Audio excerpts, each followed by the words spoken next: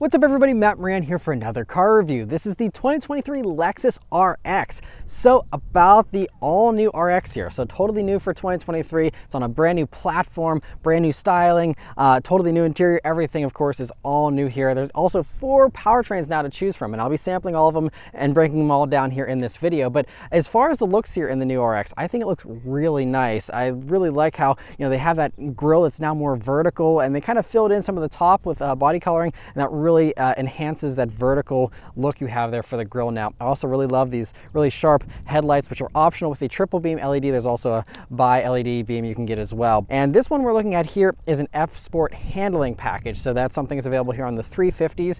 And so that gives you the F Sport appearance. So there's an F Sport appearance with a sportier front bumper here you can see.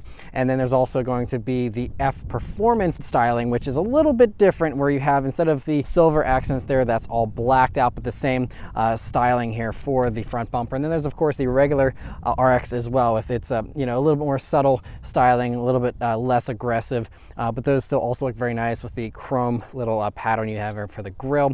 And so I think it's great they give people the option to choose different styling, and I think that looks really nice, especially here in this Grecian water color. And I also like how they actually said they lowered the hood a little bit, so I really like how it's a little bit lower, but also it kind of comes to a point there right at the grille, which I think is a cool touch. Also, they said they moved the A-pillar back about an inch as well to help improve visibility, and I think it also gives you a little bit of a longer hood, a little bit of a sportier look than before too, and I really like that change. You also have 21-inch wheels here on the F Sport handlings and also the F Sport Performance, and you can get 21s even on all the other versions of the RX as well. They do get 19s as standard, which is also a really nice looking wheel, but they all look really cool. And then coming down to the sides, the other components you'll see here, you see they still have that signature trait with the C-pillar where it's kind of blacked out there and kind of hides that extra window back there, and I think it's a really cool touch. It's definitely something that sets the RX apart from its competitors. Then going out to the back there, I love how you have that full width LED taillights. I like how they have the little bits that are broken up there on the corners, and it's a very cool look there. Also, like, you have the new Lexus branding spelled out there on the back. And it's also interesting how the exhaust tips are hidden on all RXs here. So even on the sportier versions here, you don't have any visible exhaust tips, and you of course have a sportier rear bumper here. This one again has the silver accents being the F Sport handling, but overall I think they all look really nice on the back end as well. And so I think overall from every angle here, the new RX just looks really nice. And size wise, the RX is pretty similar to before, so it's the identical length of the previous RX, but the wheelbase is 2.37 inches longer because of that new platform. You also have a wider track, so it's 0.7 inch wider in the front and 2.7 inches wider in the rear there. The vehicle overall is 1 inch wider, and it's also 0.4 inches lower too. So really just stretches everything out a little bit, makes it a little bit more dynamic as far as its stance, and just really great that you have a little bit of a change there while still maintaining the same familiar size and shape that you're expecting from the RX. The interior of the 2023 RX is also very impressive, all new of course as well, and the dominating feature is this 14-inch touchscreen, which really stands out. But everything is just nice and softly padded. Everything is very plush and premium feeling in here, and just really nice and spacious as well. But first thing, sitting down in these seats, you have these heated and cooled seats here in this trim, and the cooled seat isn't a standard feature, but really nice to have that here, and all the usual adjustments. Super comfortable seats. I like the F Sport badging here on them. Nice bolstering as well to hug you in place really well, and just really nice comfortable seats. The steering wheel is also really nice here. This is again the F Sport wheel, a little bit beefier and thicker. Has the paddle shifters here and the capacitive touch buttons here to control some of the features, which you'll do through the head-up display, and then you also have a few other hard buttons here, and just a really nice feeling wheel. It's also a heated wheel of course.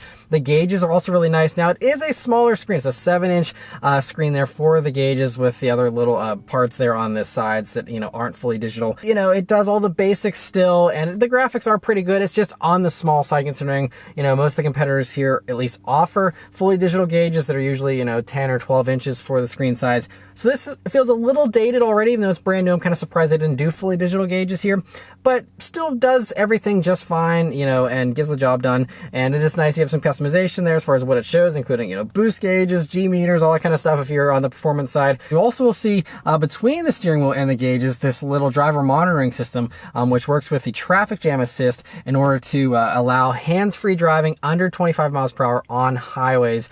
So basically just for that inching up highway stuff, you can be hands-free thanks to that driver monitoring. Also, you have a head-up display here. Now that is not standard, but that is something you can get here on some of these higher trims, and it's a really nice head-up display. It's nice and large, gives you lots of information, including the status of all your safety systems, but it also is how you can also see the changes for changing songs, the infotainment, all that kind of stuff. Coming over to the center here though, again, that 14-inch screen here is the dominating thing. That is not standard, by the way, but it is a standard on these higher trims, and even the base screen is still a 9.8-inch display, not small, and still looks actually pretty nice in this enclosure. I just really love how you have a centrally mounted volume knob, so it's very passenger friendly. You also have the physical knobs here for climate control, and it's really cool the way you have the little displays within those as well. But this screen, it's the same Lexus infotainment system they introduced in the NX, and I covered a little bit more there, but it's great, you know, having the wireless smartphone integration. Everything's nice and easy. You know, you can do voice commands or just have a few basic menus. Nothing's really buried too much in menu systems either. You know, it's just pretty straightforward, and I really like how they really prioritize the smartphone experience. If you do have a smartphone connected, so that, you know, it's just seamless and just essentially controls your phone, since that's what most people want to do with their screens these days. And just really nicely laid out though, if you are looking at, you know, listening to satellite radio, things like that. Really a well done screen. Also, the stereo systems here in all RXs have been upgraded. So you used to have a 9-speaker stereo as standard. Now it's a 12-speaker stereo as standard. So even base RXs get a nice audio upgrade. And then the Mark Levinson system here now goes up from a 15-speaker setup to now a 21-speaker setup, and has up to 1,800 watts of power. So a nice, strong improvement there. And we'll be certainly testing out the stereo here a little bit as well. But a really nice upgrade, at least as far as the specs and the speaker count goes. Also, you'll see a lot of storage space here in the RX. So you'll see there's a little cubby here next to these USB-C jacks, and then you'll have this deeper cubby which has a space for 2 phones. You also have a wireless charging pad here in this one, but a really nice deep space, and another USB-C jack and another USB jack as well. There's also nice large pockets in the doors that can fit nice large bottles as well. I also really like on the door here how you have a little bit of Alcantara around the Mark Levinson speakers. You also have the electronic door latches here, which also are very seamless in the way they work, and you do have a manual override here if you do need to, you know, get out and you don't have the power for whatever reason. But really nice you have that, and just again, all the materials and everything, the stitching all feels very nice. You have nice thick padding by your knees here, not just padding, but thick pillowy padding. So on long highway drives, if you have your legs resting on this, it's going to be super comfortable. It goes the whole length of this tunnel as well. Regardless of your seating position, this knee pad will always be here for your leg, and really great you have that. You also have 2 cup holders and this nice armrest here, which is again more of this pillowy padding. And anyway, you open that up and you'll see you have a nice large cubby, and this cubby also does open up on both sides. Another very passenger friendly thing. I love that Lexus really focuses on the passenger experience, not having everything just be driver centric. I also really love how you have this little bit of a concavity to the dashboard there. Just a cool design touch, the way it kind of sweeps into the front doors here, and a really nice little touch. You also have this panoramic roof here in this one, which is another very nice touch, and great that it also does open up in addition to just giving you the great view. The back seat here in the RX is also nice and a little bit more spacious than before, and I'm 5'9", me sitting behind myself. I still have plenty of legroom, a good amount of headroom, not a ton of headroom, but a good amount. Might be a little bit less considering they lowered this vehicle a tiny bit, but still, you know, should be totally fine for most people. It does also recline, that back seat, and also you'll see they have a center armrest, and when they look forward, they have their own air vents as well as their own climate controls, and 2 more USB-C jacks back there. There's also some good pockets in the doors, and you can get that rear seat with heating and cooling, which is a really nice touch. You know, heated rear seats aren't, you know, rare, but cooled rear seats in this segment and this class of vehicle are pretty rare, so it's really awesome. You can have that here as an option if you want it. The trunk space here in the RX is also greatly improved, and it's a really good amount of space, getting 5.9 cubic feet more storage space in the cargo area there than before. So a really nice improvement there as far as the cargo space goes. There's also a little cubby underneath the floor, which is nice, and a spare tire, which also isn't a given these days all the time. So really nice that you have both of those things. And the last little cherry on top is that the power hatch now opens and closes 3 seconds faster than before. So, you know, if you're in a hurry and you often get annoyed by the tailgate taking forever to go up or down, this one's nice and quick, and so a nice cool little touch too. All right, so let's start up and go for a drive. The RX here still has the same Lexus key they've used for quite a while now, but it's still a really nice key. Has some metal trim here on the sides of it and some satin finishes here, and you know, has a nice weight to it, and a pretty small key, and no complaints. So of course it is keyless access, keyless entry, push button start here in all the RXs. So you just leave the key in your pocket, hit the engine start button, and it starts right up. All right, so setting off in the 2023 Lexus RX. So I'm starting off here in the 350 F Sport handling package. So this one, doesn't have any hybridization or anything like that. I will be sampling all the different powertrains here, so stay tuned for all the different, powertrains for this vehicle. But as far as this one goes, right off the line here, it's nice and responsive, good throttle response, good braking response. Everything just feels very natural, very easy as far as driving goes. Visibility is also great. A nice, pretty thin A-pillars. I like it, again, they're further back here, so you have a great view forward. Hood drops down nicely now that it's even lower than before. And view out of the back is also great. And you also have a camera rearview mirror as an option now if you'd like, to give you an even better view if you have, people in the back seat there that normally would block your view. And otherwise, so here for the F Sport handling and for the F Sport performance, you do get adaptive dampers here. So that will change depending on the drive mode and of course the road conditions as well. So we're just in the normal mode currently, just cruising through a winery here at very low speeds. But the ride is very smooth, and I already spent about an hour riding in one of these previously, and it's really comfortable. It's really smooth, exactly how you would expect, a luxury crossover to feel. And if you want an even softer ride, you can go for a non-F Sport version of an RX, and those softer suspension setups you're going to have in the hybrid, and the regular 350 will certainly give you an even smoother ride if that's something you're looking for. But right off the bat here, let's turn out onto this back road here and see how the 350 performs. And here we go.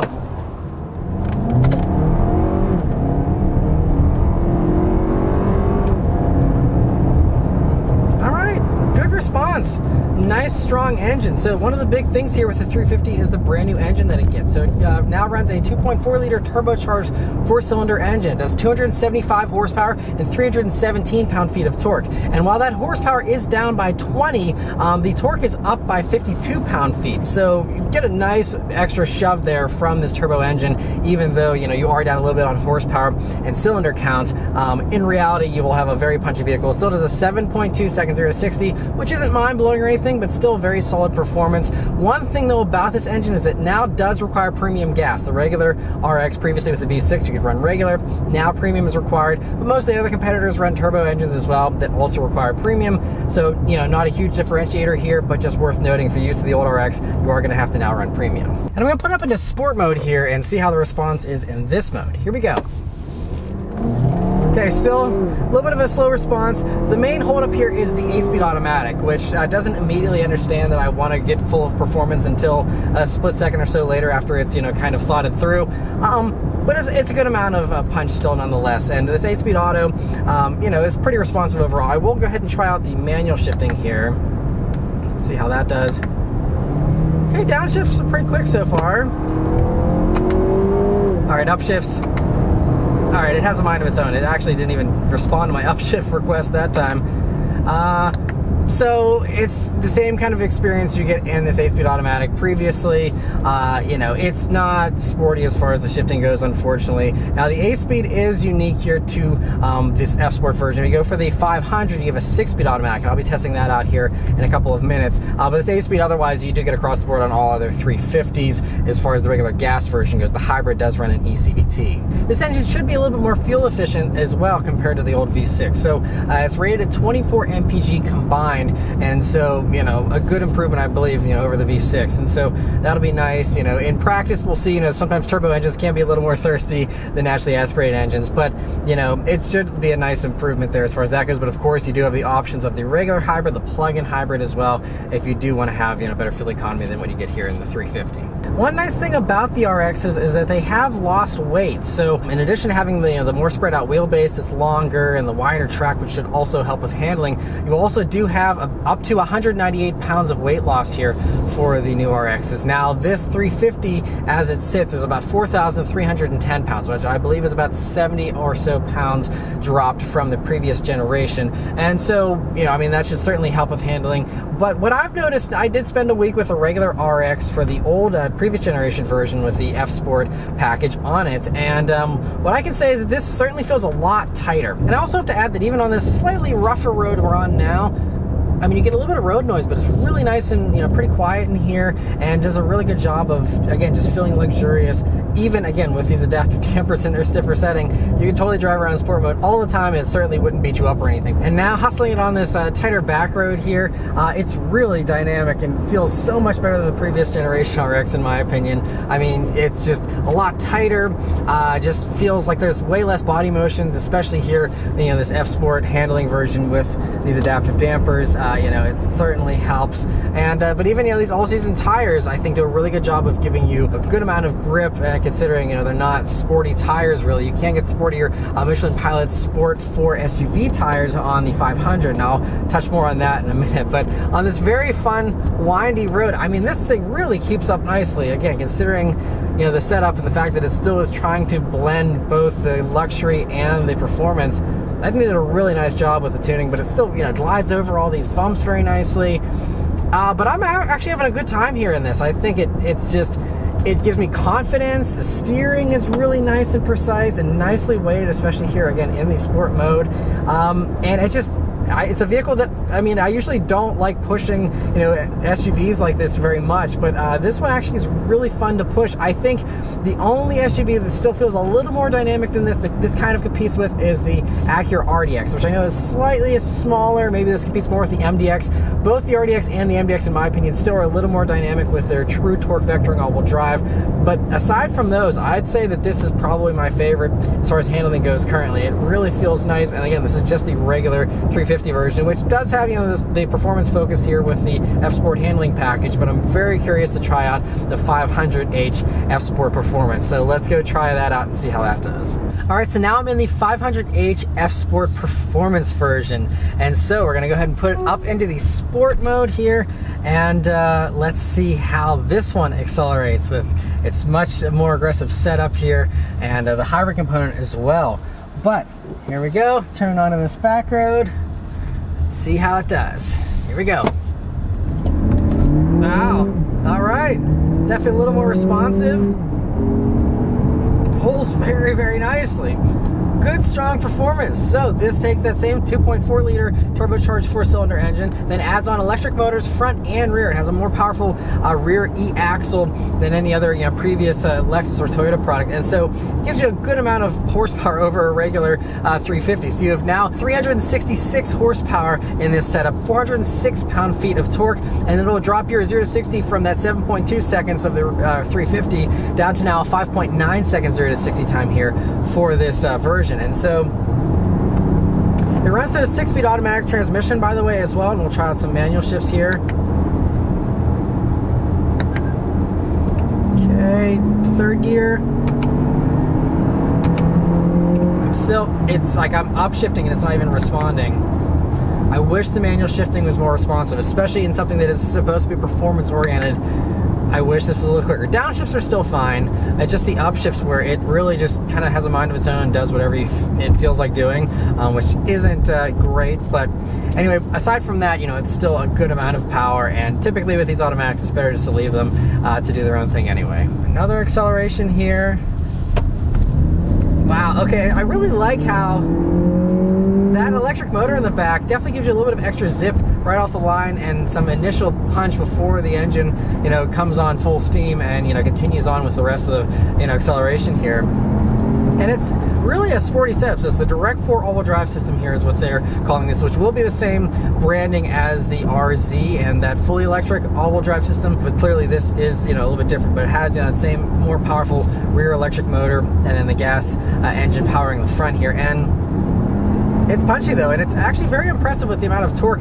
Typically, will be a 70% front, 30% rear torque split, but it can go all the way up to 80% of the available torque going to the rear. So a very rear bias setup, and I'm going to be testing that out here on some windy roads. But it also just means that whenever you do have power transfer and stuff under acceleration, that back motor is going to really kick in and keep things, nice and level, but really, slingshot you forward there with that rear E-motor. And so it's a pretty cool setup. And whenever you want to slow all this power down, you do have stronger 6-piston front brakes here on the 500s. And so that definitely, gives you a bit of extra confidence as well to slow all that power down and the extra mass down as well. So these do weigh a good bit more. So curb weight for one of these is about 4,750 pounds. pounds versus, you know, the 4,300 pounds or so of a regular 350 F Sport handling package, which I guess is why it's appropriate that that's the handling F Sport and this is performance F Sport, more about straight line performance. But this does have very dynamic handling capabilities too, which I'll touch on in a second. But, you know, it's just nice you have the beefier brakes here, considering you're hauling around, you know, an extra 450 pounds or so here in this. You know, it definitely feels good. And it's also a nice firm brake pedal. You know, even though this is a hybrid, you know, I don't really feel too much like weirdness from the brake pedal or anything. It feels pretty consistent and very easy to modulate so far. Also, you might be able to hear, but there is some active sound control that this vehicle does have, so it does pipe in a little bit through the speakers. That's only here in the 500s. The others do not do that. And I mean, I think it sounds fine. It doesn't sound artificial. I honestly, if you didn't tell me that it had it, I probably wouldn't have even paid attention to it. So, going on some corners here, and I have high hopes for the 500 version, because yes, even though it is a little bit heavier, you know, you still do have the Michelin Pilot Sport 4 SUV tires. You also, again, have the wider track here, the longer wheelbase, and all those things, you know, like I said, I appreciated in the regular 350s, but, you know, having that, all that stuff here in this, plus the rearwheel steering, which you only get here in the 500h F Sport performance. That rearwheel steer can do, I believe, about 4 degrees of steering back there, and should really help this to, you know, be even more dynamic. I really love rearwheel steering in basically every application that I've seen it in. It's always makes for a better driving experience. So we're going to come up with some tighter corners here and test it out a little bit. Interestingly, though, in the 500 here, steering seems to be a little bit lighter than it was in the 350. I'm not sure why that is, but I'm just noticing that here. And also, you know, this has the adaptive dampers just like the 350. And here in this way they're tuned, you know, still nice and tight, and does a really good job of, you know, controlling the body motions. You don't really have hardly any brake dive, and even with the extra thrust from this engine, you know, it doesn't really shift around too much. But here's a nice tight corner. All right, so it's pretty good. There's a little bit of a little dip there and the little rise in the hill there, and it got stuck, you know, pretty well, I have to say. And this thing feels really dynamic. I'm pretty impressed. You know, I could definitely feel the weight in that corner for sure, a little bit more than I think I felt it obviously in the 350. So you do feel the extra weight here, but it certainly, you know, makes up for that and then some, you know, with the rearwheel steer. And just this thing feels so dynamic. It really is so impressive. And you know, if you're someone who, you know, likes, for example, the dynamic qualities of the RDX or the MDX, but you're looking for more power, just go for this. And I mean, the tires do have a good amount of grip. There's a nice improvement in grip over the regular all seasons on the 350 for sure. But it's still, you still aren't gonna, you know, forget that you're in an SUV and one that weighs, you know, 4,750. There's definitely some mass here. There's some limits for sure. Obviously, this is an RX, so I can't review this like a sports car. But for what it is, it's very engaging, very fun, dynamic, and totally can keep up with me here on a back road, as long as I'm mindful, again, of the weight and stuff. And the tires are protesting a tiny bit, but they're doing a really good job. And yeah, I'm having a blast in this thing, which, I mean, compared to the old generation RX, again, like I mentioned earlier, that just had a lot more body motions, was a lot softer. This thing is so tight and a lot more car-like in its handling in the best way. But I mean, I'm just slicing and dicing this little windy road up, no problem, and it's keeping up with me. You know, some good speeds here, and really doing a good job of you know, just hanging with me here. So I really do like this. It's a great setup. And I also have to add that, you know, even though this does use a 6-speed automatic, I'm noticing that power delivery seems just as strong as it did in the 350 as far as that turbo engine whenever that kicks on, just because those electric motors really, you know, fill in any kind of gap that you might have here with the 6-speed versus the 8 and the other. You know, I'm not noticing the 6-speed detracting from the experience at all. I know a lot of people were a little bit surprised when they saw the 6-speed on the spec sheet here for this version, but it's perfectly suited for this application. Again, if it had faster shifts, I'd have no complaints with it whatsoever. But even with the slower manual shifts, it still, you know, does a really great job.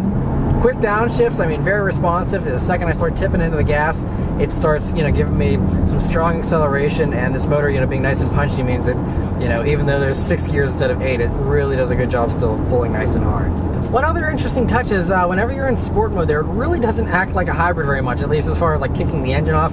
It keeps the engine on, at least in my experience here, and you know, is always right there ready and waiting. So don't worry about this being a hybrid and trying to constantly hypermile. In sport mode, it's all about performance and doesn't care about any kind of economical behavior. But then whenever you go into the normal mode here now, I do have the engine off here, and it's, you know, doing a little bit of charging when I'm going down hills, and it will, you know, kick on that gas engine when it needs to, and it still is, you know, pretty responsive even in this mode. And in normal mode here too, also, you know, a little bit of a softer damper setup now, just for kicks. I mean, it's still, yeah, there's a little bit of extra float there, so the adaptive dampers do certainly help.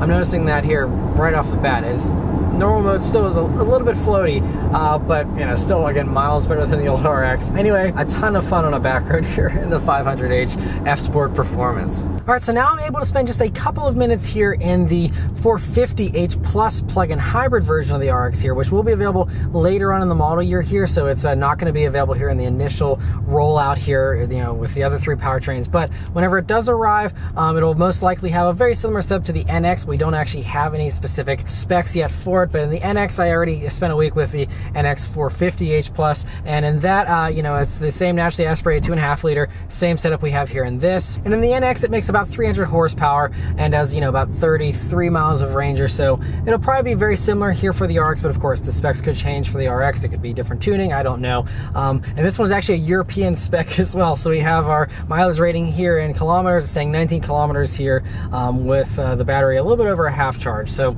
not sure exactly where it'll end up as far as actual, you know, quoted range and all of that, but just cruising through this winery here at low speeds, you know, which is really the strength of the plug-in hybrid, you know, is especially the low speed stuff. I'm cruising around here just in electric mode, and it's nice and quiet. Brake still feels nice and normal here, even, you know, with the plug-in hybrid. No weirdness or anything going on. But I'm gonna go ahead and put it up into the sport mode. It still does have a sport mode here for the 450h Plus, and let's turn on this back road and see how the plug-in hybrid version does. Here we go. All right. Nice, strong performance. Honestly, off the line, it feels almost as punchy as the 500h version does. So, I mean, nice, strong electric motor. And, you know, I really like the plug-in hybrid setup in the NX. Also, the RAV4 Prime uses it. It's a real punchy electric motor that you can actually do, you know, full-speed highway merges in. It's enough power to drive it like a fully electric vehicle. And here in this, still nice and punchy. Doesn't even need to turn on the gas engine here, even for like half throttle, giving you some good acceleration still for passing and stuff like that. It still can do all of that. And so I really love the way Toyota and Lexus do their plug-in hybrid, because it's not just there for, you know, some weak acceleration. It really gives you strong performance, so that you truly can drive this like an electric vehicle. If you plug it in and you drive less than the quoted range every day, you know, you really could basically treat this as an electric vehicle. So if you're bummed there isn't a fully electric Lexus RX yet, this is going to be as close as you're going to get for now, and I think that really, you know, makes it a really great, you know, alternative though for people who do want that electrified component, but you still have the gas engine to back you up, so you can keep on driving as long as you need to. I'm not going to be able to do as much of the handling testing like I have been in the other RXs here today, but from what I can tell here so far, you know, it's definitely going to be a little on the softer side. This isn't an F Sport or anything. This is just a regular RX. So, you know, that means it's not going to have the same sportier suspension setup. I don't believe you can get the adaptive dampers here in the plug-in hybrid either. But yeah, it's really a solid amount of performance, and I'm really excited to try out this a little bit more in depth for a little bit longer here in the future, because I think potentially this could be kind of the sweet spot of the range, where you have more punch than the other RXs aside from the 500, but you know, you have the electric range, which you don't get in the 500. And obviously this is going to be less dynamic from a handling standpoint, but if you're looking for just good straight line performance and still just want a nice comfortable luxury SUV, I think this could really be a nice one, you know, between all of the different powertrains here. All right, so now we're in the 350h hybrid version, and I'm going to put it into its sport mode. I'm going to test out the acceleration here in this one. All right, still had enough power to spin the tires there for a split second. And gets up and goes really nicely. It's a good amount of power. So the hybrid is less powerful than it was for the previous generation, which was a 450h hybrid previously. So now it's the 350h hybrid, and it does 246 horsepower, 233 pound-feet of torque from a 2.5 liter naturally aspirated 4-cylinder engine. And so because it's a naturally aspirated engine, that means this one you can use regular you know, gas in. So if you don't want to do the premium like the others, you know, you can at least have the regular gas here. And this, of course, will be the best one from from a fuel economy standpoint, getting 33 mpg combined, which is really impressive for a vehicle that's the class and size of vehicle this is, and the weight involved with these. It's pretty good, and it's solid performance too. It's still a 7.4 seconds 0 to 60, which is totally fine for an average family crossover, and that's still only 0.2 seconds slower than the turbocharged 350. So pretty solid acceleration, and so I'm sure it'll be totally fine for the average commuter and someone who doesn't need a fast RX. And as far as curb weight goes for this one, it's also impressive that they have saved some weight here with a hybrid version as well. So it's only about 150 pounds heavier than the 350, the regular 350 version. That is one important thing with this, is that it only has an e-motor for all-wheel drive in the rear there. So it's dependent on that electric propulsion for the all-wheel drive system. There is no drive shaft going back there, but they always make sure that they keep enough power in the battery so that you always have all-wheel drive when you need it. So you're never going to find yourself in the middle of winter with a low hybrid battery and being stuck with front-wheel drive or something. It'll make sure that it keeps it topped off so that you always have four-wheel traction when you need it. All right, so now I'm back on the same windy road here in the 350h, and so again, no F-Sport performance or handling versions for the regular hybrid available here, so it is just the regular, normal, soft version of the RX as far as the suspension setup. There's no adaptive dampers here, no sporty tires. It's still 235 wide tires though, and again, you still have the longer wheelbase, the wider track in all RXs, so they're all going to have improved handling, but this is probably one of the least sporty setups for the 2023 RX, but having the sport mode certainly helps with the responsiveness and all that. And you still have, again, an all-wheel drive system that, even though it doesn't do any kind of torque vectoring or anything, you at least do still have a little bit of power going to the rear there to help things be a little more neutral. So obviously it's a nice, soft, smooth ride here, and feels very appropriate, for a luxury vehicle, and pretty nice and quiet even on this rougher road here. Very well isolated, I'd say, from the road noise and all of that. And we'll push it a little bit here. We got this extra tight corner coming up. See how the handling is. Obviously, I'm not going to push it as much as the sportier versions here, but still just want to see, kind of how this reacts towards the limit here. It still handles itself really well. It's definitely a tiny bit more floaty than before, but still, even this version, miles ahead of the old RX as far as body control and stability and confidence. It honestly still feels so good as far as handling goes. So basically the takeaway here is, regardless of which version of the RX you pick, you're going to have much better handling than before, a sportier driving experience than before. Especially if you're someone who doesn't need a ton of straight line power, this hybrid is really going to be, I think, the way to go. To get 33 mpg, unless you want to get even better with the plug-in hybrid version, but otherwise, really solid fuel economy, and just, still feels really nice. And now we're back in the 350 F-Sport handling package out on the highway here, and I'm testing out all the safety tech you have here in the RX. So they all come standard with the Lexus Safety Suite 3.0, but there are some convenience features which are kind of like safety features, but they're technically labeled convenience features, like blind spot monitoring, which is still optional. It's not standard, but a lot of the other stuff is. So you still have like lane trace assist, automatic emergency braking, all those types of things, which is really great. And so I have the adaptive cruise system on currently, and we also have the lane tracing assist enabled here, and it does a really good job of assisting. So I also tested this out a little bit earlier as well, and it does a pretty good job of not ping-ponging too much and gives you confident assistance. It's also really nice, again, that you have the traffic jam assist, which will give you hands-free assistance at 25 miles per hour and under on actual highways, divided highways, things like that. And it's really great that it gives you that hands-free capability. It's not quite as good as, for example, you can have Super Cruise and Ford's Blue Cruise and stuff like that, but really in this segment, there isn't anything else that offers a hands-free experience. So really the Lexus is one of the most advanced ones out there currently. So yeah, but out here on the highway, it's also, this again is a little bit of a rougher highway, and just pretty nice and quiet, luxurious though, and just seems like it'd be a really great highway cruiser. And the other little thing is that I continue to test out this Mark Levinson stereo, the upgraded one here, which has been in basically everything I've been driving today, and it sounds really good. It's really clear and crisp, really nice strong bass, a very good system.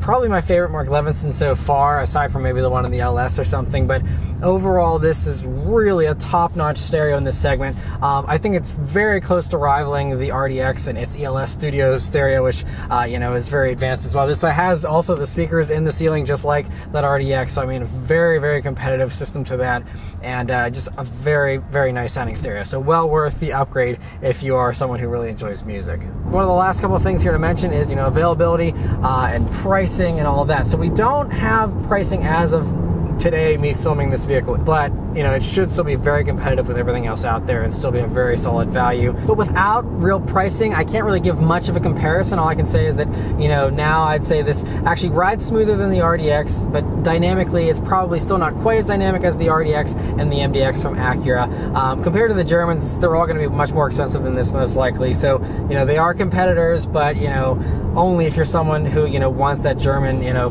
build, you know, quality and engineering and all that kind of stuff, you know, you can go for those. But as we know, Lexus is typically the one, if you're going to buy and hold one of these things, the Lexus is the one that's going to give you the solid reliability, the worry-free miles, you know, not only just for a lease period, you know, of a few years like the Germans, but actually long-term quality that you can count on, depend on, being very, very reliable, especially here, you know, this one using this 2.5 liter 4-cylinder.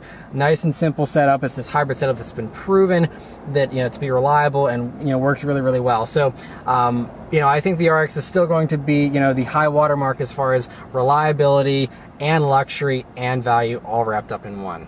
And but if you do want one of these, it's gonna be a little bit of a wait here if you're watching this right as I upload it, because they're gonna start production of these in October, and it sounds like the first deliveries to dealers will start arriving towards the end of 2022, but it's gonna be well worth the wait, especially if you're someone who's a real, you know, Lexus diehard, someone who really loves the RX. I think you're really gonna appreciate the handling improvements, the driving improvements here, the, you know, new choices of all these different powertrains to pick from, and the extra, you know, the tech. It's just better by leaps and bounds. It's an enormous leap forward for the RX here. It's not just incremental little improvements. It's a huge, totally new page here for the RX for this new generation. And it really has changed my perception of the RX as well. Instead of it being just some comfortable thing just to get people from point A to point B, it still does that, but it now has this new excitement to it that it didn't have before, in my opinion.